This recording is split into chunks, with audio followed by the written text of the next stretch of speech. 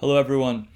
Um, Welcome back to this is our second class. Well, we can call it our second class, and this is our sort of second installation on sort of we could call I guess we could say we're going to be talking about the UK, really from the Glorious Revolution, which we saw as sort of the I don't know the sort of central point in one way of looking at UK history, and we'll be going through the Industrial Revolution up until I would say World War One. That it's very important, and we're gonna it might seem like you've had classes in all these things, but it's important at this time for you to sort of step back and be able to have a clear map of um, these sort of critical points in English history, and that'll really enable you to really see where you are,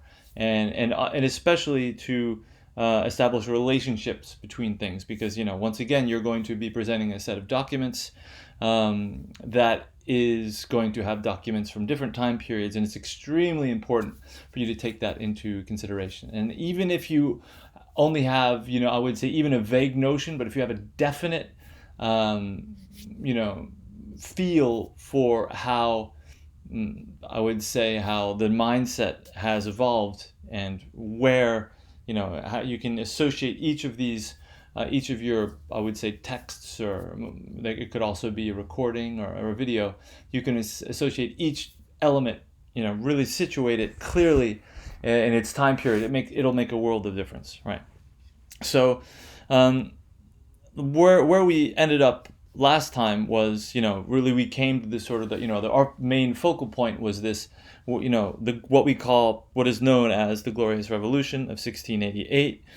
And as you remember, I sort of tried to present that as the triumph of sort of a rationalistic form of, in a sense we could call it the triumph of rationalism. We have a rationalistic form of government, right, which we are all familiar with, because all of really our the governments that we have in Western countries derive from this, right? Our parliamentary systems, are direct descendants of this form of government, with checks and balances and so on. And also, it was important to note that this change in this sort of rationalistic principle, it can really be seen in I would say sort of style. We talked about comparing, let's say, poetry. It's really important to say that we're talking about, let's say, the 1688 being the Glorious Revolution, being sort of the summit of you know science and the triumph of reason. And it's important to note that writing style affects this. We talk about the fact that we're going to have the couplet being sort of one of the dominant modes of expression, right? Where we have something very regular in the verse structure, right? Which you can significantly compare and contrast with, let's say, if you look at a typical Shakespearean play that's written in blank verse, we don't have rhymed couplets, right? And we'll have a looser structure. So that's a really good way for you to really make sure, right, that these I would say that these thematic elements, we can think about the fact that you focus more on, let's say, reason than you might otherwise not have done. You can there are a myriad of ways that expresses itself, right? That is really apparent in the actual style of the way that things are written. And if you do that, to be honest, you're really going fairly far in your analysis. And it's always, as you're aware, that's always a good idea to pay attention to the form. It's a very good way for you to not lose sight of the form of the documents that you're going to be analyzing, right? Because knowing this kind of thing, looking for sort of, I would say, something very regular and rationalistic in the form, will really be able to enable you to put them into relationship. I'll talk a little bit more about that when in the installments that concern you sort of the method for comparing documents, but that's But that's something that you should keep in mind. So we've discussed this, and so what we're going to do is we're going to move on. Temporally, we're going to move our big sort of stretch of time. The swathe of time that we're going to be concerned with is going to be the stretch of time going. It's going to be kind of broken up into a few phases, which will be this glorious revolution of 1688, and then we're going to see how this sort of extends and changes into the Industrial Revolution. It's really nice to think of these two revolutions being sort of the very convenient signposts for the way society changes. How does, and the questions we will be asking ourselves is what is different in these two revolutions, the Industrial Revolution and the Glorious Revolution? How does society change? And once again, the same old question: how something written or a painting, how does the way that this is painted kind of reflect this change in society and mindset, going from, let's say, 1688 to, well, when we talk about the Industrial Revolution, it's very difficult to put exact dates on it. Let's just say that there are two waves to the Industrial Revolution. There is the first wave that takes place towards the end, middle late 18th century, right? And then there's a second wave that occurs in the 19th century, more or less with the beginning of the Victorian era. And notice what we commonly refer to the Victorian era as, let's say, from something like 1830 to the end of the 19th century, right? So that's what we're going to be interested in. So let's try to get a little. Now those are the broad lines of what we're going to talk about. So now I'd like to get into more specific things. So one way we can contrast these two periods is to say that when we talk about the 19th century, we're going to be talking about industrialism, and we're going to be talking about sort of what is termed as like the class struggle, right? That's any sort of excerpt from a novel, even a painting. There's going to be class conflict is really a major theme in the 19th century, right? And that is really part and parcel of the sort of new industrialization of England, right? And I would just sort of like to sort of try to suggest the way that that was different in 1688. Okay, so let's spend that contrast. What we could talk about the class struggle in the 19th century, but what do we talk about in, let's say, the 17th century? So first of all, you notice that we have sort of been involved in sort of the opposition of sort of two principles, right? When we talk about really kind of political systems, we're talking about sort of parliamentary rationalistic forms of government, right? Okay, and then we've talked about sort of more absolutist monarchical forms of government, right? And it's important to note that the sort of the champions of the sort of rationalistic form of government, which I said this is sort of illustrated by Locke, they're actually associated with a political party called the Whigs, right? There's references to the Whigs, of course, in our document, and so I should try to describe you what is the Whigs, or what can be termed as Whiggery. Now, the Whigs can be described as sort of elements of sort of the merchant classes. They can also be a Whig, a member of the Whig Party could also be, I would say, a well-off. In some cases, could be associated with agricultural activity, but it would be sort of we would say an owner of a well-organized firm that later, towards the 19th century, will become more sort of an industrial farm, right? But in the 17th century, it will be sort of I would say, well-organized farm owner that is sort of doing farming in a way that is much more mercantile and much more sort of organized. So Whigs are very often considered. They can be considered to be sort of merchants. They're associated with trade. They're associated with sort of money lending in sort of the city. When people say the city, they're talking about the financial district of London, right? So the Whigs are sort of I would say the merchant, the sort of the upper middle merchant class, right? Now, and so notice they bring about this what is known as the Glorious Revolution in 1688. That means they're kind of overthrowing the king, right? Notice the king that we're talking about in 1688 is James II, right? Who actually was, he was hoping to bring about, support by, the French, and having sort of a bringing England back to be sort of an authoritarian Catholic country. So we can think of, so in that respect, we might sort of think of, the Whigs being sort of, less aristocratic, more sort of democratic, but it's a little bit more complicated than that. And the way that you can understand this is to understand what sort of happens right before this revolution in 1688. So right before it, there is another attempt at a revolution, right? And this shows a divide in the Whigs, and it really enables us to understand who they are. And there's an illegitimate offspring of Charles II, and his name is the Duke of Monmouth, right? And in 1685, he was exiled, and he comes back towards sort of the southwest of England in 1685, and he is at the head. So he is noble, but he is at the head of a popular uprising, right?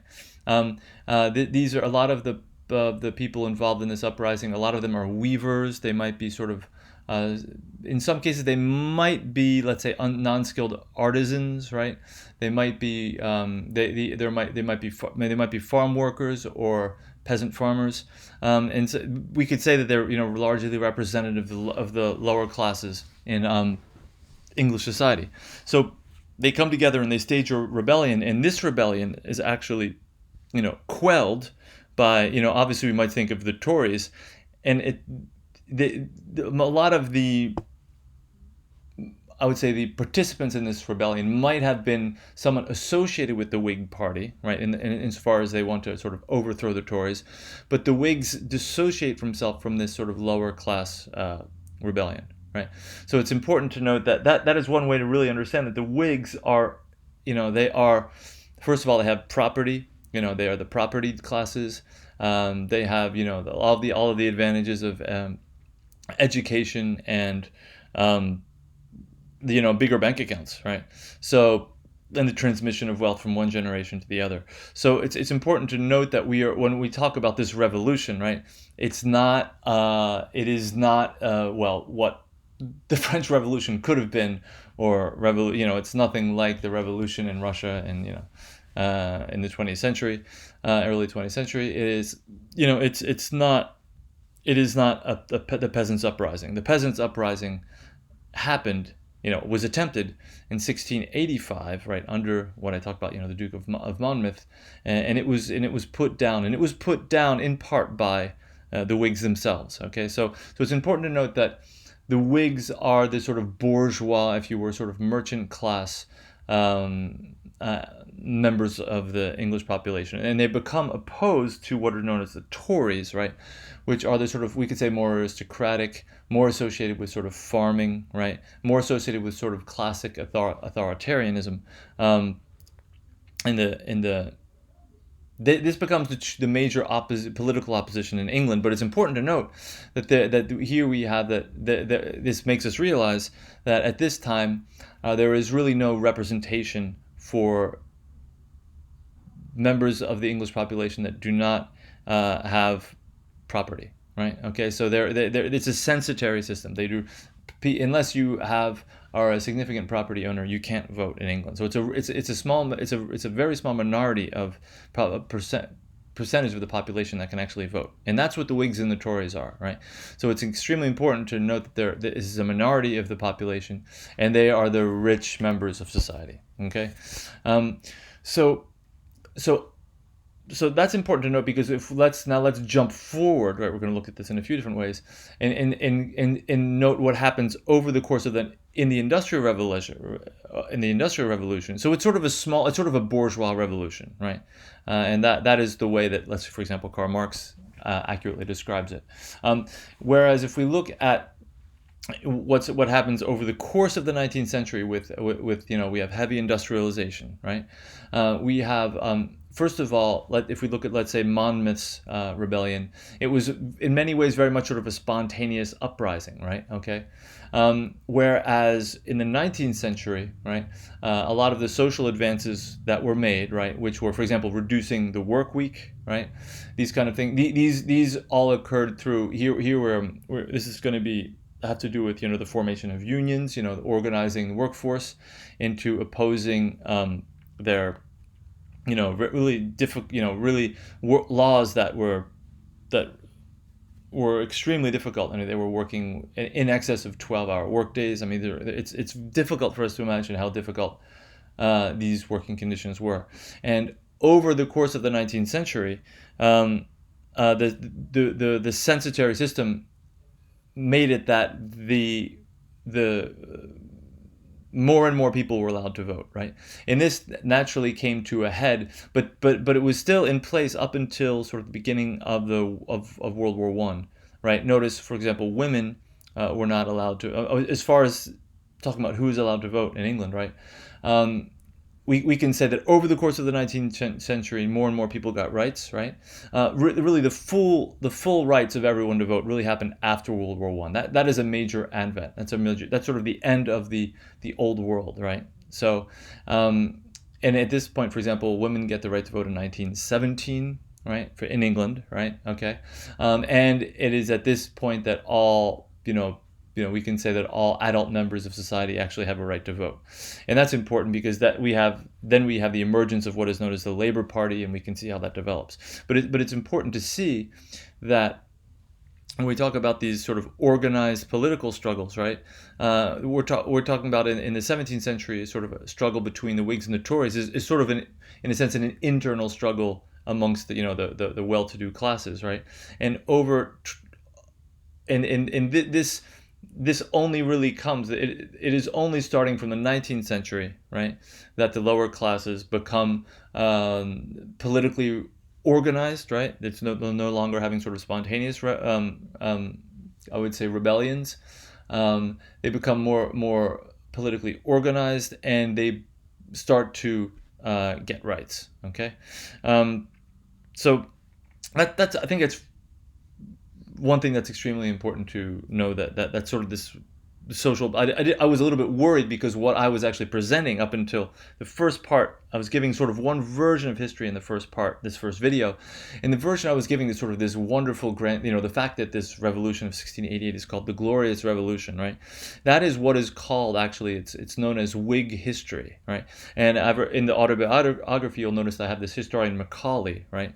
Macaulay, who he's sort of one of the premier Whig historians of the 19th century, and they sort of say how this is sort of the perfect, the Constitution of 1688 is sort of a perfect form of government, but it does sort of overlook the fact that the Whigs excluded the lower classes from any kind of political representation. Okay, so that's an important thing to keep in mind, and it's important thing to sort of distinguish when we're talking about the difference between, let's say, the 17th century from, let's say, the 19th century. And we can say that there's a transition of this from the 17th towards the 19th, but throughout the 18th century there is no real political representation for the lower classes. It only really begins in the Industrial Revolution. Maybe some milestones we can put to this will be the fact that there is something, and that leads to, by the way, the intensification of the Industrial Revolution. There's quite a few things to be said about this. If we're going to talk about sort of this transition as far as historical events and changes in sensibility, we can say that first of all, there's a great and this is the book I've included that's an interesting counterpoint to the history by Macaulay, which is the Whig version of history, is the excellent People's History of England. I think it's one of the best history books on English. I think it's very short, succinct, extremely well written. I would really suggest, and I'll actually give you a link. You can download it on PDF form if you'd like. It would be a great summer read for you to have a clearer view what's going on in sort of the English-speaking world. His name is Thomas Morton. It's the People's History of England, right? And so and he by the way, he spends more time, than Macaulay will, and he'll be much more, sensitive to the merits of, let's say, the rebellion led by Monmouth in 1885, right? Okay, that was quelled in part by the Whigs. But one of the I would say the symbolic things that kind of comes up again and again in this sort of transition from the 17th to the 19th century, right, is and it's also, it can be seen to be sort of the victory of sort of the Whigs, is that there is, for example, it is really over, really starting from the period of 1688, which is sort of considered to be the victory of the Whigs. You notice that we were talking about the merchant class. There's an intense development of the colonies, right? All kinds of economic activity in the colonies. The domination, for example, in India is greatly extended over the course of the 18th century. Of course, you're also, I'm sure, well aware of the expansion of the English colonies in the United States. What is now the United States, right? They were referred to as American colonies. And you're also probably well aware that there are, this involves wars, for example, with the French, in Nova Scotia and Quebec.